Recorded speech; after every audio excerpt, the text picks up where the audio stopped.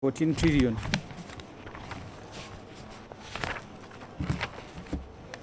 We don't have money. That's why we will borrow, as I said. Please take note that I may jump this. It is therefore irresponsible and inaccurate for the president, as I said earlier, to say we will survive. Let me give you the examples that are driving me to move this motion.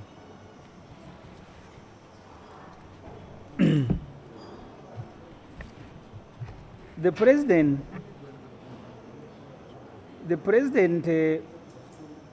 at the beginning of his administration, many of you may not have noticed, was driving a Toyota Santana.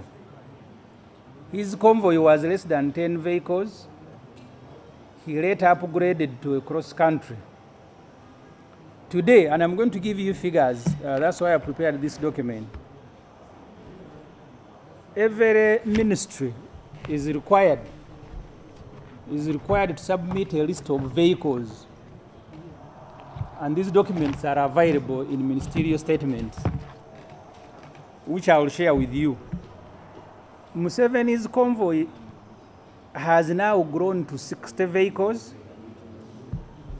You are aware that his son, Muhoozi Kainerugaba, also has a convoy of a dozen vehicles, including a huge truck similar to that of his father.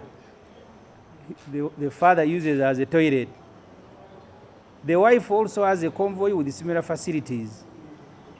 These are no longer leaders of an impoverished country that survives on loans which it cannot pay. In fact, Mr. Museveni and his family are now behaving like kings, which is the reason at his function, 50th anniversary, wedding anniversary, the appropriate guests that Museveni found to invite were Nigerian chiefs. If you all know how ostentatious are Nigerians. The trouble is that we don't seem to see this as a country. These days, our president has developed appetite for parties, and his family members are competing with each other. The son has become a huge cost to this country, staging expensive parties. Now his dad has started. After the wedding anniversary, there is also a function at Kololo Museveni at 79.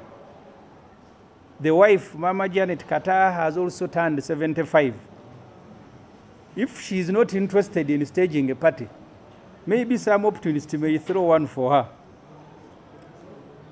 And the girls have also grown. If they begin, we may have a party from a member of Museveni's family every week. Mind you, intern doctors who treat the hopeless population are still not yet deployed, and children in public schools still go without lunch. Mr. Museveni promised milk for children, which he forgot. The wife had promised sanitary pads, but handlers don't seem to have reminded her, yet she's a very busy person. I now want to go to the details. Mr. Museveni in his office, and these figures are available in all policy statements, he now employs 761 members of staff. If you look at the ministerial statement supplied to Parliament for 2020 to 2023, these staff at the President's office include 82 presidential advisors, 142 resident district commissioners, 98 deputy RDCs, and 27 senior presidential assistants. You need to take note that the remuneration and recruitment of staff at President's office seems to follow no guidelines.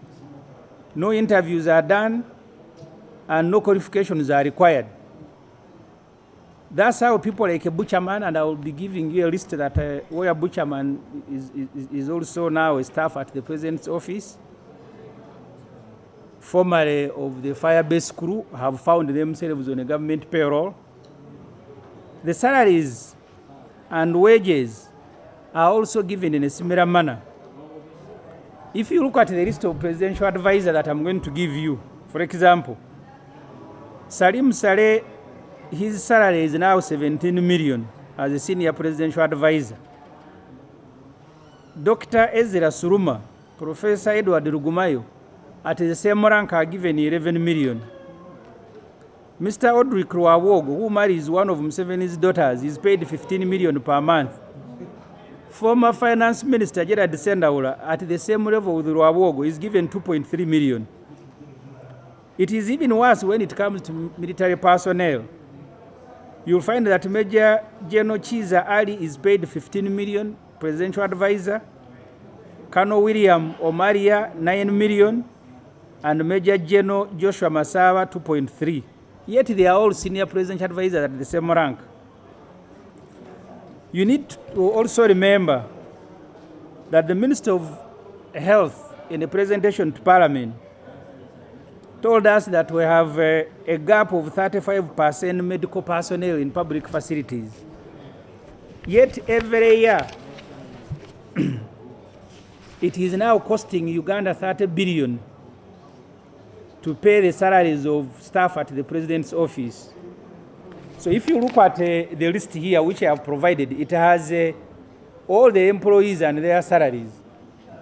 The one who earns the biggest salary now is Dr. Wakana Rugunda, who is a special envoy for special duties, Office of the President. We have Salim Sare, 17.1 million per month. Chintu Musoke, 17.1. Betty Vigombe at 15 million. We have Gakwandi Arthur Shato, Kawagambe Kalisa, all these are 15 million. So this list, as I said, I am going to share with you. You don't have to go through the list. The presidential advisors, you'll see the name. When you go to the category of special presidential assistants, this is where you will find the musicians like Buchaman and Kusasira. They are also now part of the government payroll. Kusasira is a special presidential assistant political affairs, paid 2.3 million per month. Bugembe Buchaman is deputy special presidential assistant political affairs, paid 2.3 million. So the cost of advisors and these assistants every year, we are spending 9.1 billion on paying wages for presidential advisors. We are spending 764 million per month to find the speaker and ask for permission. And I don't see any MP saying the president should continue violating the law. That you have a president, you're a poor country, you don't have ambulances, you can't deploy medical workers, but you have a president who is swimming in luxury, that there is an MP who will say it is okay. So I am optimistic that all the MPs will support this motion.